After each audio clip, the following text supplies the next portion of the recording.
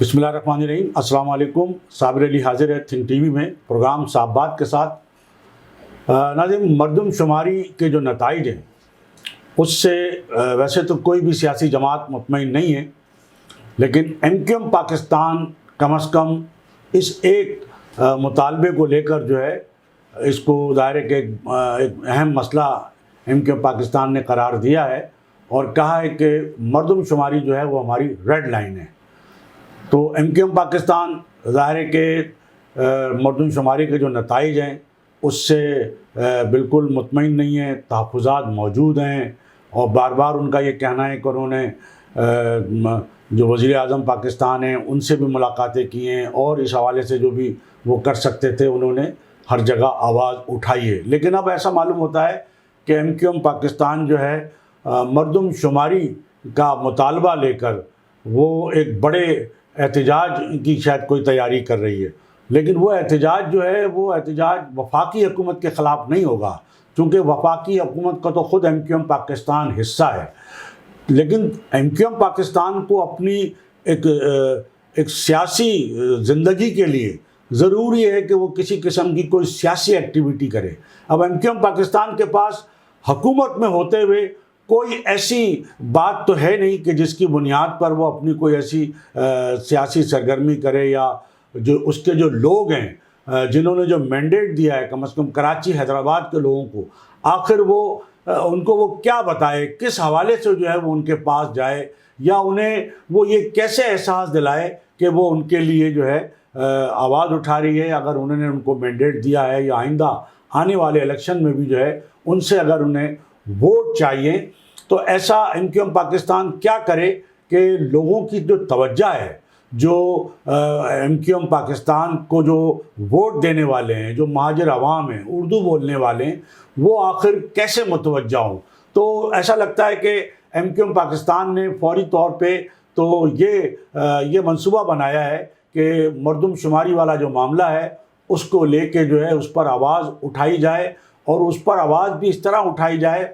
کہ Pakistan Peoples party کے خلاف جو ہے وہ سیاسی محاذ وہ گرم کیا جائے. آپ نے دیکھا کہ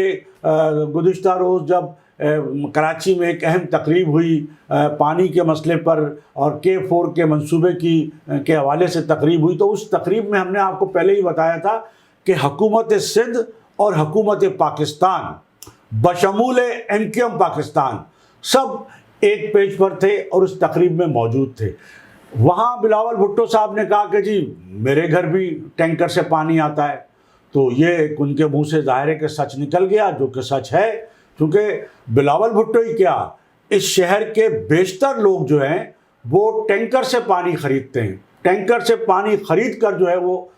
پانی استعمال کرتے ہیں. اور آپ کے علم میں ہے کہ ٹینکر اس وقت جو ہے کم از کم اس گرمیوں کے موسم میں، یعنی یہ حال ہے کہ آپ کو ٹینکر بلیک میں بھی میسر نہیں. اور جو پانی کا ٹینکر 3,000 4,000 یا بہت زیادہ 5,000 میں آ جاتا تھا، وہ اب 10-12 ہزار میں بھی نہیں آ رہا ہے، جو بڑا والا ٹینکر ہے. اور حال یہ ہے کہ اب وہ اس سے بھی زیادہ، چونکہ ڈیمانڈ بہت ہے،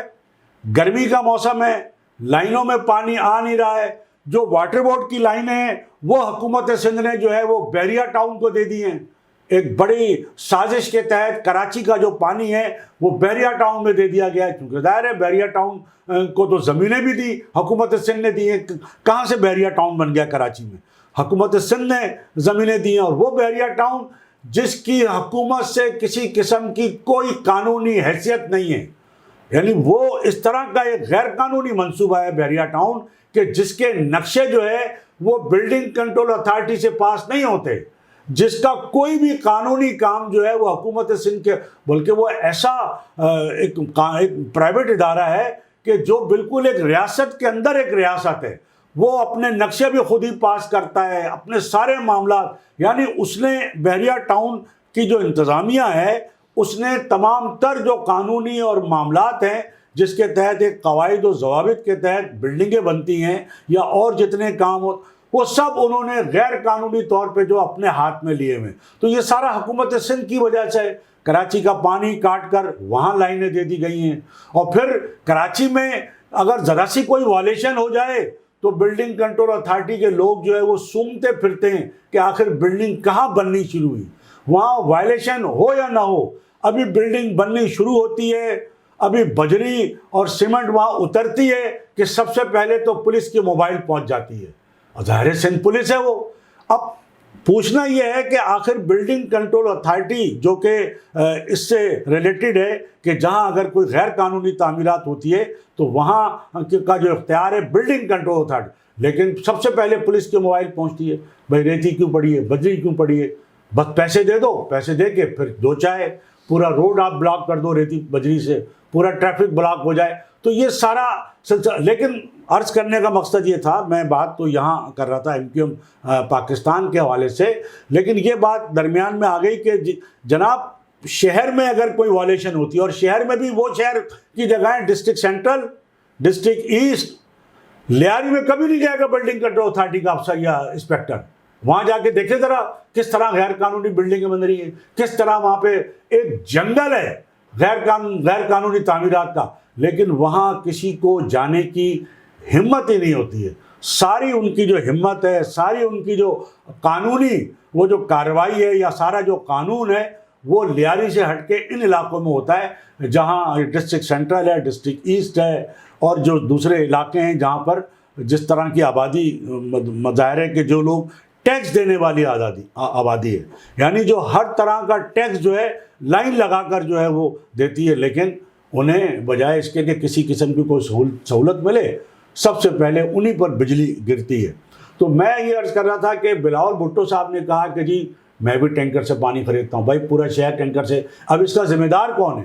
سابق وزیر اعلیٰ بھی آپ کے ساتھ بیٹھے ہوئے تھے قائم علی شاہ, موجودہ وزیر اعلیٰ بھی آپ کے ساتھ بیٹھے ہوئے تھے مراد علی شاہ, اور ساری کیبنٹ سارا سب کچھ تو آپ کے پاس ہے.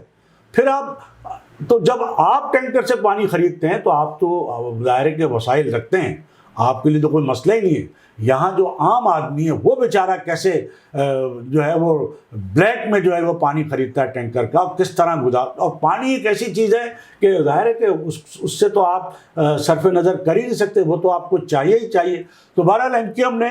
MQM پاکستان نے پانی کے حوالے سے ایک اچھا مسئلہ اٹھایا اور یہ کہا کہ جناب بلاول بھٹو زرداری صاحب, اگر آپ کو پانی نہیں ٹینکر سے مل رہا ہے تو اس کے ذمہ دار کون ہے؟ آپ کی حکومت ہے. اور MQM پاکستان نے جو ہم نے آپ کو کل بھی بتایا تھا کہ خالد مقبول صدیقی صاحب کا یہ بیان تھا کہ جناب جب آپ پانی کی ذمہ داری جو ہے وہ وفاقی حکومت کو دے رہے ہیں, یعنی جو K4 کا منصوبہ ہے اس میں وفاقی حکومت کا زیادہ حصہ ہے, اور ابھی تک وہ بن کے نہیں دے پا رہا ہے, اور 2002 سے جو ہے وہ شروع ہوا تھا پرویز مشرف صاحب کے دور سے, لیکن وہ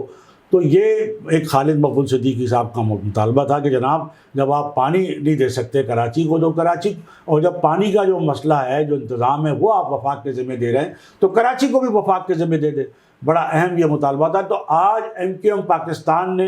MQM پاکستان کی رابطہ کمیٹی کا ایک انتہائی اہم اجلاس ہوا ہے جس میں جو مجموعی سیاسی صورتحال ہے, اس کے علاوہ پاکستان پیپلز پارٹی سے کس طرح سیاسی طور پہ جو ہے نبرد آزما ہونا ہے,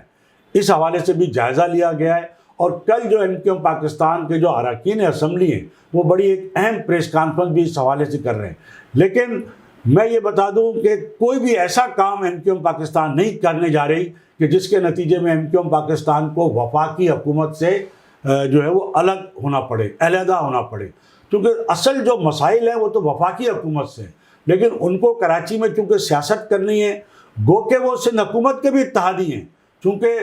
کراچی کے کی جو 2 ڈسٹرکٹ ہیں اس کے ایڈمنسٹریٹر جو ہیں وہ سیاسی ایڈمنسٹریٹر ہیں جو MQM پاکستان کی جو ہے وہ ان کے نومینی ہیں. تو اگر وہ یہاں ان کا اتحاد جو ہے اس حوالے سے سندھ حکومت سے بھی ہے کہ انہوں نے سندھ حکومت سے 2 ڈسٹرکٹ کے ایڈمنسٹریٹر جو ہے وہ سیاسی ایڈمنسٹریٹر لیے ہوئے ایک طرح سے, جو MQM پاکستان کی رابطہ کمیٹی سے جن کا تعلق ہے ان لوگوں کو. تو جب آپ سندھ حکومت سے اس طرح کی مراعات لیں گے اور سندھ حکومت کے ساتھ جو ہے سارے معاملات آپ اندرون خانہ اس طرح کریں گے تو پھر آپ سندھ حکومت کے خلاف تحریک کیسے چلائیں گے؟ لیکن چلیں, بہت اچھی بات ہے اگر آپ نے ایک اجلاس کیا MQM پاکستان نے اور واقعتاً وہ سندھ حکومت کے خلاف کوئی ایک سیاسی طور پر سرگرم ہونے جا رہی ہے تو یہ ایک اچھی بات ہے. کہ کم از کم اگر اب دیکھنا یہ ہے کہ ایم کیو ایم پاکستان اس پوزیشن میں ہے کہ وہ کوئی بڑا مظاہرہ کر سکے، کیونکہ اس سے پہلے جو ایم کیو ایم پاکستان نے اعلان کیا ہے دھرنے کرنے کا یا مظاہرے کرنے کا، تو وہ صرف اعلان ہی رہا ہے۔ لیکن اب مردم شماری کے حوالے سے ایم کیو ایم پاکستان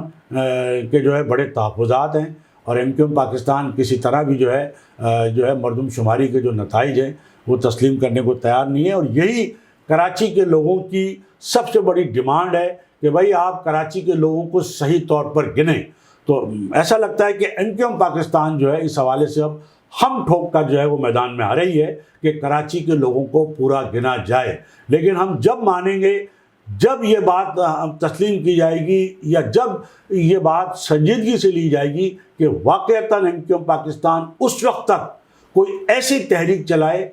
کوئی ایسا مطلب عمل کرے کہ جس کے نتیجے میں واقعتاً کراچی کے لوگوں کو پورا گنا جائے۔ کم از کم 3.5 کروڑ کی جو آبادی ہے وہ تو لازماً کراچی کی ہے، لیکن 4 کروڑ تک جو ہے وہ کراچی کی آبادی اگر صحیح طور پر گنایا جائے کراچی کے لوگوں کو، تو وہ 4.5 کروڑ ضرور ہوگی۔ تو اس حوالے سے تو خالد مقبول صدیقی نے بھی جو ایک ابھی بیان دیا تھا، جو سیمینار ہوا تھا، اس میں انہوں نے بڑی اچھی ایک فگر دی تھی کہ جناب جو کراچی میں جو گندم آتی ہے وہ 3.5 کروڑ افراد کے لیے آتی ہے، لیکن اگر کراچی کی آبادی 1.5-2 کروڑ ہے تو باقی گندم کہاں جاتی ہے؟ تو یہ اس سے ظاہر ہو جاتا ہے کہ کراچی کا، اور پھر نادرا کا ریکارڈ موجود ہے، پھر کے الیکٹرک کے جو بل ہیں وہ موجود ہیں، گیس کے جو بل ہیں وہ موجود ہیں، اور بہت ساری ایسی چیزیں ہیں کہ جس کے نتیجے میں آپ کراچی کے لوگوں کو بڑی بآسانی جو ہے صحیح طور پر گن سکتے ہیں۔ تو یہ ناظرین ایسا لگتا ہے کہ ایم کیو ایم پاکستان جو ہے اس وقت مردم شماری کو جو ہے بنیاد بنا کر ایک بڑے کوئی احتجاج کی تیاری کر رہی ہے، لیکن اب دیکھنا یہ ہے کہ وہ احتجاج بڑے پیمانے پر کر بھی پائے گی کہ نہیں کر پائے گی۔ اگر کوئی دھرنا دینے جا رہی ہے تو کیا ایم کیو ایم پاکستان کوئی غیر معینہ مدت تک کوئی دھرنا دے سکے گی؟ لیکن اس حوالے سے بڑی اہم جو بات ہے وہ یہ ہے کہ جماعت اسلامی جو ظاہر کے کراچی کے مسائل پر مظاہرے کرنے میں، دھرنا دینے میں، آواز اٹھانے میں گزشتہ کئی سالوں سے آگے رہی ہے، لیکن جب سے یہ میئر کے الیکشن کی بات آئی ہے تو جماعت اسلامی کے پاس صرف ایک ہی کام رہ گیا کہ جی میئر جماعت کا ہوگا، میئر جماعت اسلامی کا ہوگا۔ اچھا بھائی ہو جائے میئر جماعت اسلامی کا، الیکشن ہوں گے، جس کے ووٹ زیادہ ہوں گے وہ ہو جائے گا، لیکن باقی مسائل کہاں گئے؟ اور آپ میئر بن کے پیپلز پارٹی کی حکومت میں کر کیا لیں گے؟ ایم کیو ایم کیا کر سکی؟ وسیم اختر صاحب کیا کر سکے 4 سال تک سوائے اختیارات کا رونے کے؟ تو بات یہ ہے کہ جو اس وقت مردم شماری کا معاملہ ہے، جماعت اسلامی وہ کہاں ہیں؟ اور جو اس وقت پانی کی ظاہر ہے کہ قلت ہے، گرمیوں کا شدید موسم ہے، پھر بجلی کی لوڈ شیڈنگ ہے، تو جماعت اسلامی کے وہ مظاہرے، وہ دھرنے کہاں گئے جو اس سے پہلے جماعت اسلامی کے الیکٹرک کے دفتر پہ کرتی رہی ہے اور واٹر بورڈ کے دفتروں پہ کرتی رہی ہے؟ تو اب ضرورت اس بات کی ہے، اور اب چونکہ پی ٹی آئی جو ہے وہ ظاہر اپوزیشن میں ہے، بلکہ وہ تو ظاہر ہے کہ ایک جس طرح کی صورتحال کا شکار ہے، لیکن جتنی بھی پی ٹی آئی یہاں بچی ہے، یا وہ پی ٹی آئی کے یو سی چیئرمین جو جماعت اسلامی کی حمایت کرنا چاہتے ہیں، بہرحال ایک بڑی تعداد تو ہے یو سی چیئرمین کی، تو کم از کم وہ متحد ہو کے سامنے آئیں۔ پی ٹی آئی کراچی کے یو سی چیئرمین یا جو ارکان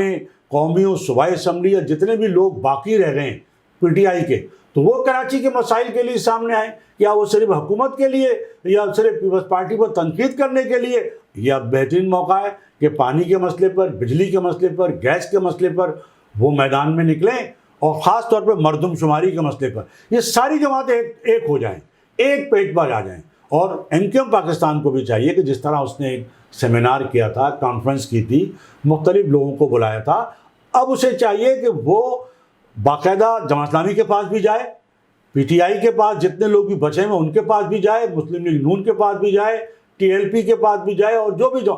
ان کے پاس جا کر انہیں ایک پلیٹ فارم پر لے کر آئے کہ جناب مردم شماری جو ہے وہ ہماری ریڈ لائن ہے، اور اس پر ہم نے اس وقت تک احتجاج کرنا ہے، اس وقت تک دھرنا دینا ہے جب تک کراچی کے لوگوں کو صحیح طور پر گنا نہیں جائے گا۔ اب ہم آ جاتے ہیں ناظرین جو ایک عمران خان صاحب کے حوالے سے کہ جناب عمران خان صاحب نے جو ہے بڑی آفر کی ہوئی ہے، پیشکش کی ہوئی ہے مذاکرات کی، لیکن اب حکومت جو ہے وہ مذاکرات نہیں کرنا چاہتی۔ نواز شریف صاحب کا بیان آ گیا ہے کہ جناب مذاکرات تو سیاسی لوگوں سے ہوتے ہیں، دہشت گردوں سے تو نہیں ہو سکتے۔ یعنی وہ عمران خان صاحب جنہوں نے 4 سال تک جو ہے مسلم لیگ نون کا ناطقہ بند کیا ہوا تھا سیاسی طور پر بھی اور ہر لحاظ سے، اور وہ ظاہر اس ملک کے وزیر اعظم تھے، لیکن ظاہر 9 مئی کے واقعے نے جو ہے ایک ایسی صورتحال پیدا کی کہ اب وہ اور عمران خان صاحب اور ان کی پی ٹی آئی جو ہے وہ اب دہشت گرد جماعت اور دہشت گرد رہنما ہو گئے، اور نواز شریف صاحب نے بالکل اپنی پارٹی کو یہ ہدایت کر دی ہے کہ اس صورتحال میں کسی طور پر بھی جو ہے وہ عمران خان صاحب سے یا پی ٹی آئی سے مذاکرات نہیں ہوں گے۔ لیکن عمران خان صاحب نے مذاکرات کے لیے باقاعدہ کمیٹی قائم کر دی ہے، اور دلچسپ بات یہ ہے کہ جن لوگوں کو کی جو کمیٹی قائم کی ہے 7 رکنی، وہ منظر عام پہ ہے ہی نہیں، ان کی جانب سے اب تک کوئی بیان ہی نہیں آیا ہے، جن میں شاہ محمود قریشی بھی شامل ہیں، پرویز خٹک بھی شامل ہیں، کراچی سے حلیم عادل شیخ بھی شامل ہیں، جن کا کوئی اتا پتہ نہیں ہے۔ تو عمران خان صاحب نے کمیٹی بنا دی ہے، چونکہ عمران خان صاحب اب اتنے بے بس مجبور ہو چکے ہیں کہ وہ سوائے اس کے کوئی اور کام اب کر نہیں سکتے تھے۔ 4 سال تک تو وہ چور ڈاکو کہتے رہے، پھر جو حکومت سے محروم ہوئے اس کے بعد بھی انہیں جو ہے وہ عقل نہیں آئی تھی، اقتدار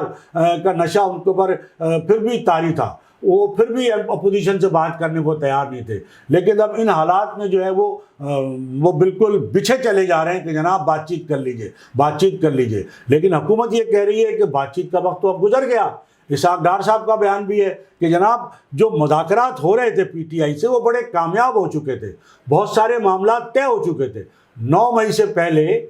حکومت اور پی ٹی آئی کا جو ایک وفد تھا اس کے درمیان جو بات چیت ہو رہی تھی، جو عمران خان صاحب نے ایک وفد بنایا تھا، تو اسحاق ڈار صاحب کا کہنا ہے کہ سوائے الیکشن کی تاریخ کے سارے معاملات طے ہو چکے تھے۔ لیکن آپ کو ہم نے پہلے بھی بتایا تھا کہ جب مذاکرات جاری تھے تو عمران خان صاحب کا جو ہے مذاکراتی ٹیم کو یہ پیغام آیا کہ جناب مذاکرات سب ختم کر دیجئے اور یہ مطالبہ کیجئے کہ جو ابھی،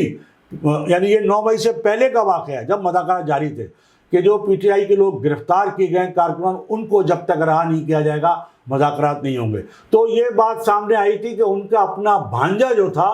وہ گرفتار ہوا تھا۔ تو دیکھیں جب کوئی اپنا گرفتار ہوتا ہے نا تو تکلیف ہوتی ہے۔ ان کو جب وہ جیل بھرو تحریک کے لیے لوگوں سے کہہ رہے تھے اور جیل بھر رہے تھے، کیونکہ جیل نہیں بھری تھی اور خود ضمانتیں لے رہے تھے، تو ان کو کسی کارکن کا، کسی رہنما کا خیال نہیں آیا تھا۔ لیکن جب ان کا اپنا بھانجا گرفتار ہوا تو انہوں نے مذاکرات روک دیے تھے، اور مذاکرات صرف اس بنیاد پہ ختم ہو گئے تھے کہ جناب رہا کرو۔ تو یہ اس وقت کی صورتحال تھی۔ لیکن آج جو ہے وہ عمران خان صاحب جو ہے وہ حکومت سے مذاکرات کے لیے بے چین ہے، اور وہ دراصل اب بھی حکومت سے مذاکرات نہیں چاہتے، وہ اسٹیبلشمنٹ سے مذاکرات چاہتے ہیں۔ لیکن اسٹیبلشمنٹ تو ظاہر ہے نیوٹرل ہونے کا جو ہے وہ باقاعدہ اعلان کر چکی ہے، ان کا یہی کہنا ہے کہ جناب سیاسی لوگ ہیں، سیاسی لوگوں سے بات کریں۔ تو اب دیکھنا یہ ہے کہ عمران خان صاحب کے حکومت سے مذاکرات ہو سکیں گے نہیں ہو سکیں گے، پی ٹی آئی جو ہے وہ اب کہاں کھڑی ہے، کیا وہ اس قابل ہو سکے گی کہ وہ آئندہ الیکشن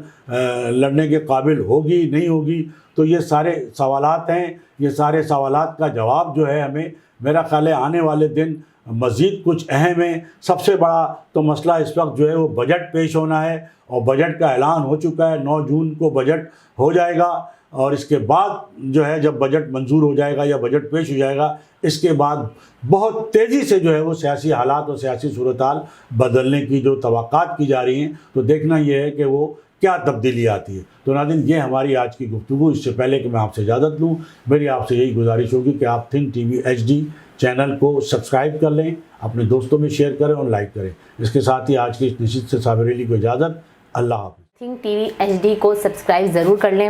اور بیل آئیکن کا بٹن دبائیں تاکہ ہماری نئی آنے والی ویڈیوز پر وقت آپ تک پہنچ سکیں۔ شکریہ۔